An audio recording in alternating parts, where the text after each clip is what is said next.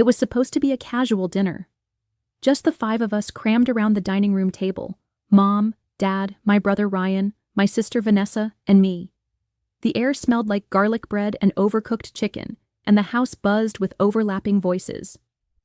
Vanessa had just returned from another one of her drama-filled vacations and was holding court, recapping her Instagram-worthy escapades with dramatic flair. Ryan laughed too loudly, as always. My mom kept chiming in with shallow questions. And did he pay for all your meals? Like that was the most important detail. My dad sat at the head of the table nodding, chewing, smiling at all the wrong moments. I sat between Ryan and Vanessa, quietly slicing my food, waiting for a moment when the room might open up for me to say something. Not something profound, just anything. Maybe about the local writing contest I had entered last week, or the small article I had published online under a pen name. But every time I leaned forward, Vanessa spoke louder. So I said to him, "I don't care how expensive your boat is. If you don't know how to treat people, you're not worth 10 cents to me," she declared. Ryan nearly spit out his wine from laughing. Classic Vanessa! I took a breath, smiled politely, and finally said, "Actually, something kind of cool happened this week." Vanessa didn't even turn her head. She smirked and said, "Wait, hold up. Did you hear something?" Everyone paused. Then she tilted her head toward me and said, laughing, "Oh, right, it's just you. Honestly, we didn't even notice you were here. You're invisible." The table exploded with laughter. Ryan slapped the table. My mom chuckled, shaking her head. Even my dad gave a muffled laugh. I stared at my plate, blinking. My mouth was half open from where I'd tried to speak. The words I'd gathered so carefully in my chest fell apart. I expected someone to speak up. Maybe my mom. She was always saying we should be more considerate of each other. But instead, she said, "Oh, come on, don't be so sensitive. It was just a joke. Lighten up." I nodded slightly, pushing peas across my plate with the side of my fork. I told myself to keep chewing, to keep breathing. I smiled weakly, just enough for everyone to feel excused from the discomfort.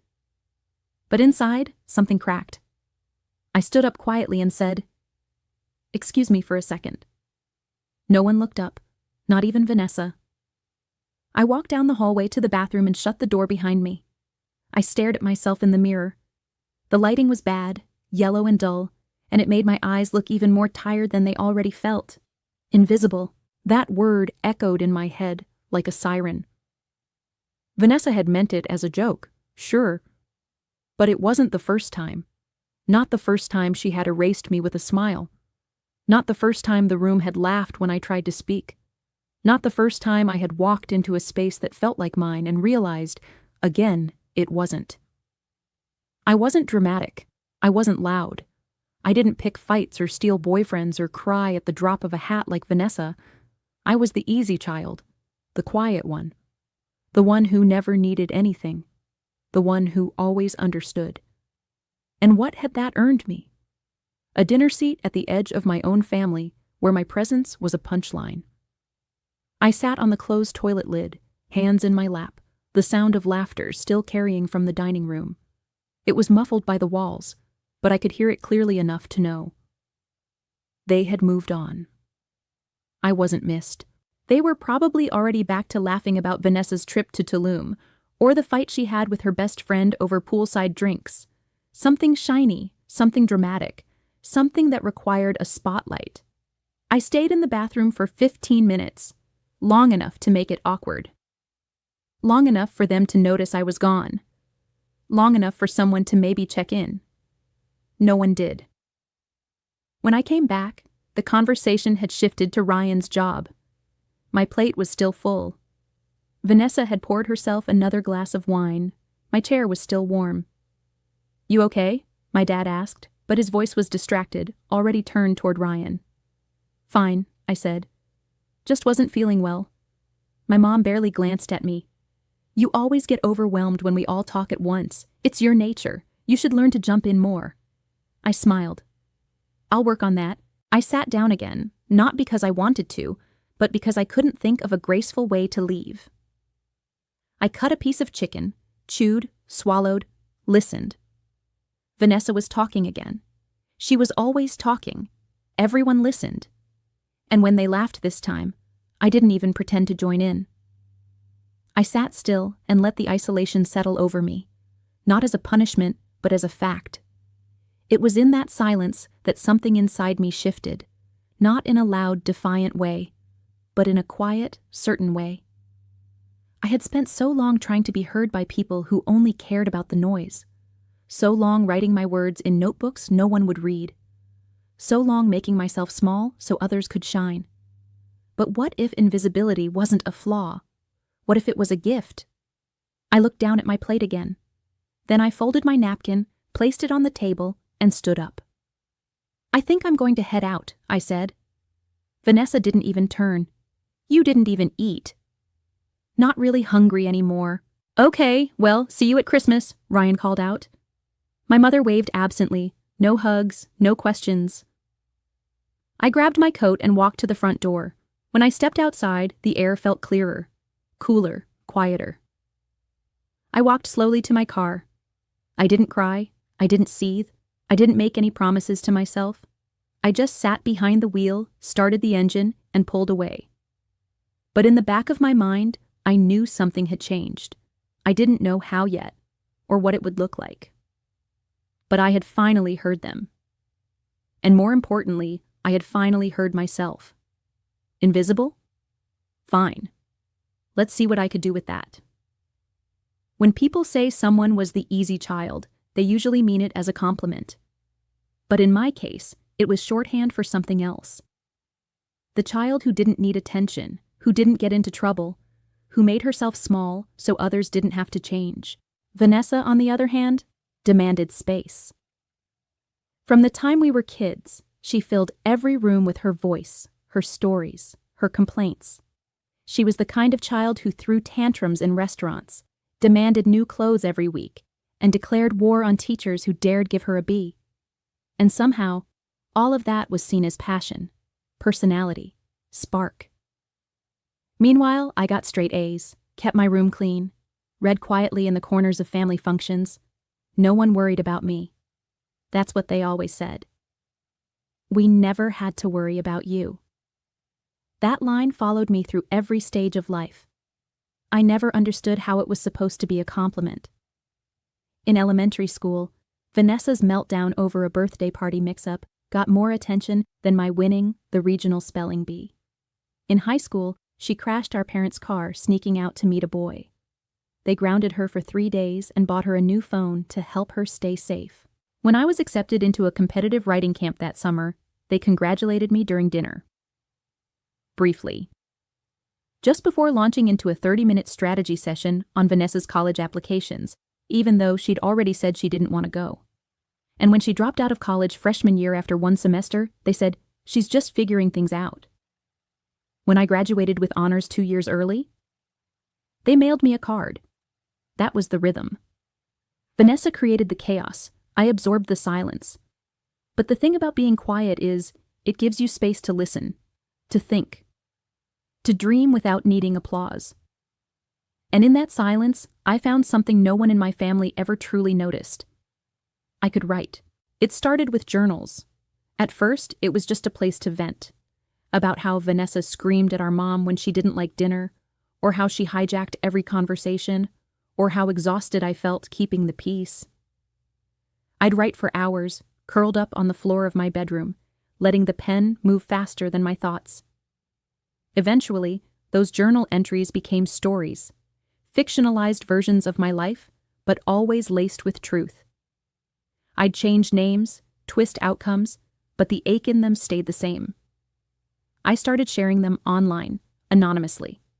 At first, just on quiet forums, then on a blog I created under a pen name. I never posted pictures, never gave clues. It was mine, my space, my voice. The blog gained a small following, then a steady one. People left comments like, "You put into words what I felt my whole life," and "I thought I was the only one." Every message felt like a match in the dark. I wasn't invisible here. I was understood.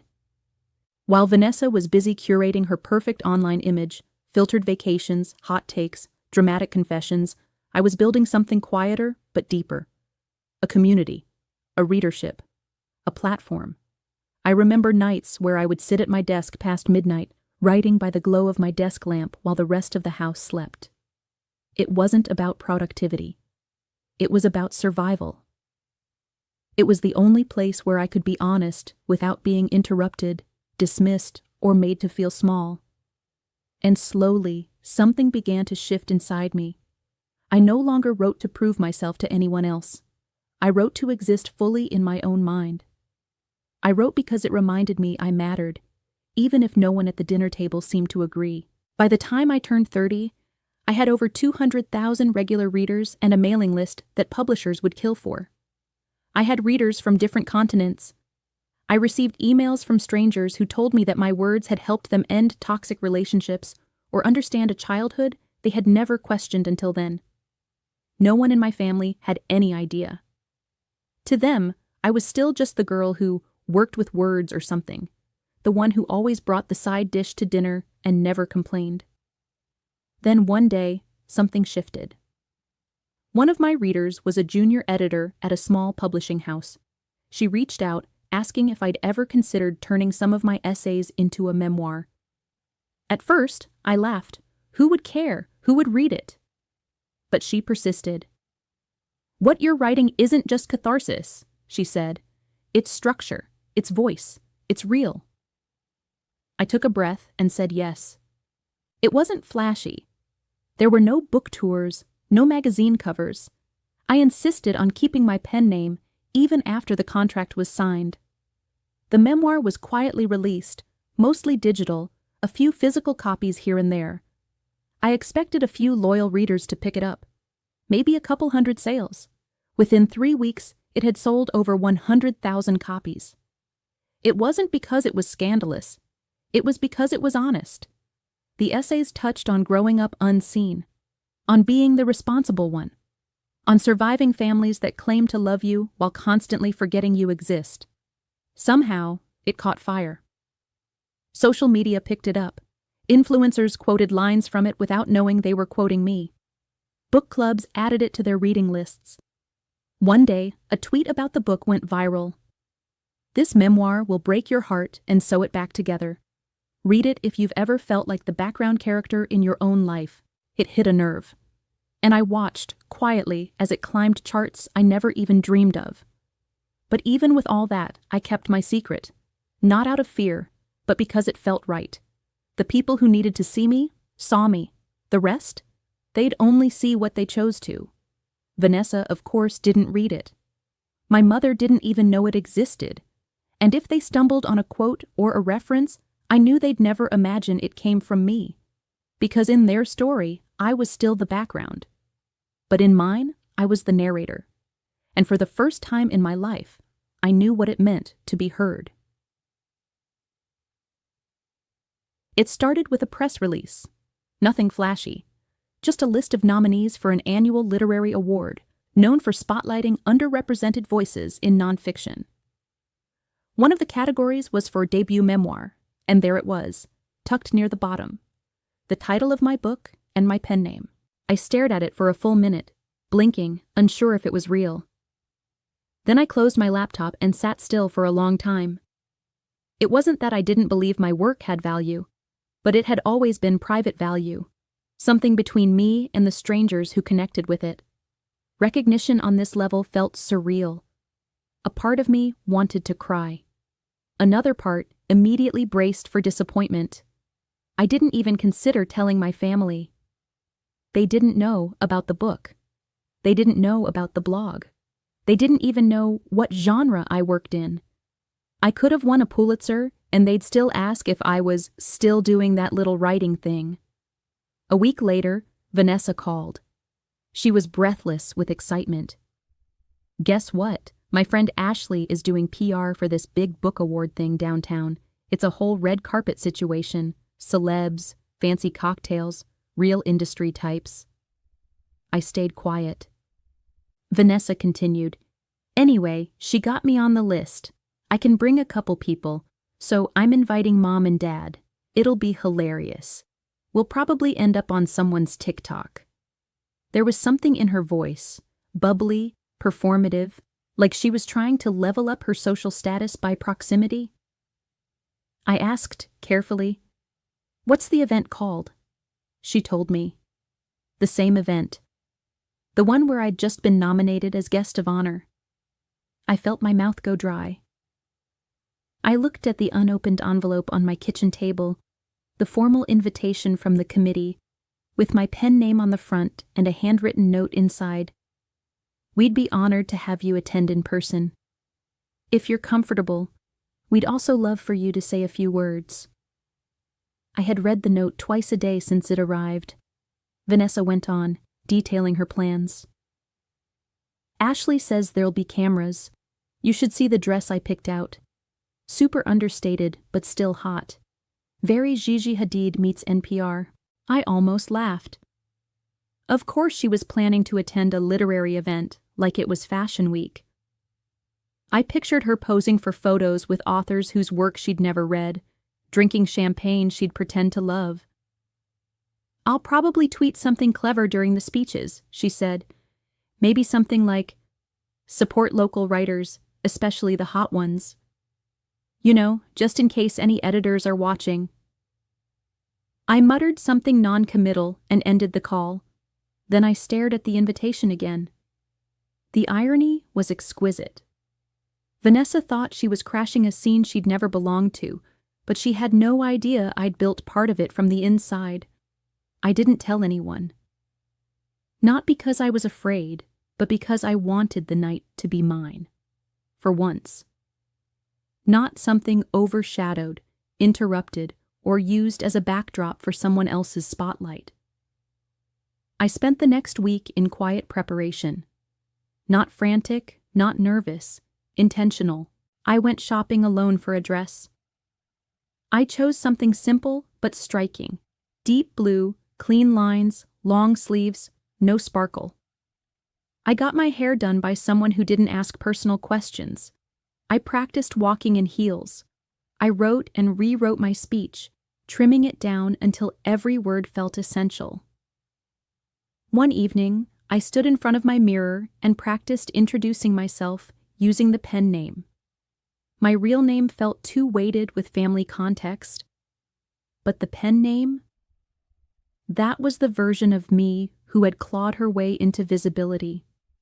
She didn't flinch when people laughed. She didn't apologize for taking up space. I ordered an Uber to the venue and confirmed the time twice. The night of the event arrived like a quiet current. Cool air, city lights, the familiar buzz of potential in the air. As the car pulled up to the venue, I spotted a cluster of people outside the entrance. And there they were. Vanessa stood at the center, all angles and curated ease, posing beside our parents. My mother wore her usual formal scarf and looked slightly annoyed to be standing. My father checked his phone. They looked exactly like they did at family dinners. Polished, distracted, mildly impatient. None of them saw me step out of the car. Not yet. I walked into the building alone. Inside, the space buzzed with soft energy. Low music, clinking glasses, quiet chatter. I checked in under my pen name, received a name card and an itinerary. The staff member smiled and whispered, "Congratulations." I nodded and thanked her. Then I walked into the reception hall like I belonged there. Because I did. And still, I didn't seek out my family. I let them mingle. I knew they'd see me eventually. That part would right itself. What mattered to me was how I carried myself now, not as someone finally getting noticed, but as someone who had noticed herself all along. As the program director gave the 5-minute warning for the ceremony, I glanced toward the far end of the room and saw Vanessa again. She was taking selfies with a tall woman in glasses. Probably Ashley, the PR friend. My mother sipped her drink. My father looked bored. I turned back to the stage. This night wasn't for them. It was for the girl who had written in the dark for years. who had filled notebooks no one ever asked to read, who had sat quietly at dinners and watched her words swallowed whole by louder voices. This time, she wouldn't be invisible, and she didn't need to raise her voice to be seen. Lights in the ceremony hall dimmed, and a hush swept through the crowd. It was the kind of silence charged with expectation, people settling in, ready to be impressed. The host stepped onto the stage, a familiar literary critic with a warm, theatrical voice. "Tonight," he said, "we honor storytellers, those who speak the unspeakable, who pull truth from silence, and who remind us of the quiet power we all carry." I sat near the front, not far from the stage, my name tucked under a simple pen name on a silver-embossed nameplate. I could feel the energy humming in my chest, not nerves, but a strange stillness, a readiness. Behind me, a few rows back, I heard my sister's voice. "Oh my God," Vanessa whispered loudly. "That's the editor from that memoir, the anonymous one. You know, the viral one." I didn't turn around, but I knew exactly who she meant. "And the author's actually here?" Vanessa added. "I bet it's some middle-aged guy. It always is." I could almost hear my mother's polite agreement. "Hopefully, it's someone normal this time. Some of these memoirs are just dramatic." The host cleared his throat. This year's breakthrough memoir explored the complicated, invisible layers of family, how silence becomes armor, and how storytelling can make even the smallest voice impossible to ignore. I folded my hands in my lap. Our anonymous author wrote with precision, restraint, and aching truth, the kind of voice that makes you feel seen even when you haven't spoken aloud. Vanessa was quiet now. Even she knew something important was about to happen. The host smiled. "And now, it's my honor to reveal this year's winner." A beat passed. A spotlight flared. The author of Notes from the Background, writing under the pen name R.M. Lane, is here with us tonight. Please welcome them to the stage. I stood. I heard someone gasp. Then a chorus of murmurs. Chairs shifted. My heels clicked softly against the stage as I walked, back tall, expression steady. I didn't rush. I didn't look around. I didn't need to. I reached the podium and the host stepped aside. The audience clapped. Warm, generous applause. And from somewhere behind me, I caught it. A sharp inhale, the unmistakable voice of Vanessa whispering, "What?" I placed my speech on the podium. I hadn't printed much, just a few lines. The rest was in my bones. I looked at the audience, not for approval, just acknowledgement. "I was called invisible once," I began. It was meant as a joke, maybe even a compliment, because I was quiet, because I didn't ask for space, because I didn't disrupt the narrative already in place. No one moved. I grew up in rooms full of loud people, people who told stories louder than mine, people who said my calm meant I was fine, that I didn't need attention, that I would understand, even when no one bothered to explain. Someone near the front leaned forward. A woman wiped her cheek. "But silence isn't the same as peace," I said, "and being quiet isn't the same as being content." I started writing not because I wanted to be seen, but because I needed to hear myself. Another pause. My story isn't about revenge, it's about reclamation. Reclaiming my voice, my space, my name, even if I had to build a new one. I paused for a breath, then finished.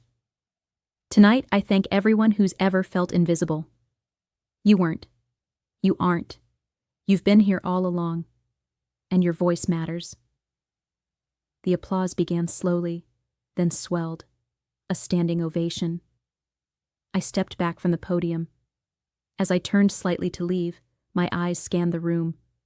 Vanessa looked frozen. She wasn't clapping. Her jaw hung slightly open. Our mother, next to her, held her purse in her lap like a shield. Her eyes were wide, lips pressed together. My father avoided eye contact entirely. I didn't stop to acknowledge them. I had already said everything I needed to. I walked off stage, the lights behind me, the applause still ringing. For the first time in my life, I wasn't the girl in the background. I was the one they couldn't ignore. The applause still rang in her ears long after she stepped off stage. Backstage, a few organizers offered handshakes and kind words. A young woman, maybe a reader, maybe just moved, touched her arm and said, "Thank you, that was brave." The narrator smiled and nodded, the warmth spreading slowly through her chest. Not adrenaline, not even pride, just peace. She didn't linger. She collected her things from the green room quietly, changed into flats, and stepped out a side exit into the cool evening air. Outside, the streetlights flickered gently. Cabs idled. The city moved at its usual pace, indifferent to her transformation. But inside her, everything had changed. Her phone buzzed. First a message from her mother. "We're heading out, surprised, but congratulations, I guess." Then Vanessa, "You should have told us." That was kind of a lot to drop on everyone. A third text followed a moment later. "Were you seriously writing about us that whole time?" She didn't respond. Not because she was angry, but because she didn't owe them anything. Not an explanation, not an apology, not a justification for the life she'd built out of what they'd never seen. They had attended her ceremony, yes, but they hadn't really been there. Not for the writing, not for the struggle, not for the late nights or early drafts, or the gut-deep vulnerability it took to pull her past onto the page. And now that it was public, now that the world had seen her, they wanted to retroactively be a part of it? She slipped her phone back into her purse and walked 2 blocks before catching a cab. The driver didn't recognize her. That felt perfect. Back at her apartment, she peeled off her heels and sank onto the couch. The soft buzz of the city filtered through her windows. She exhaled. There were no cheers here, no speeches, just silence, the kind she chose. She glanced at her shelf, where her memoir sat tucked between other books, works by authors she admired, voices who once carried her through her own invisible seasons. She remembered one line from her own book that readers often quoted. "I didn't want to be saved. I just wanted to be seen." Tonight, she had been. Fully. On her terms. And while her mother's messages dripped with passive confusion, and Vanessa's disbelief echoed in that accusatory tone, none of it mattered now. Because none of it ever really did. They could spin it however they wanted. Say she'd blindsided them, made them look bad, told the world too much.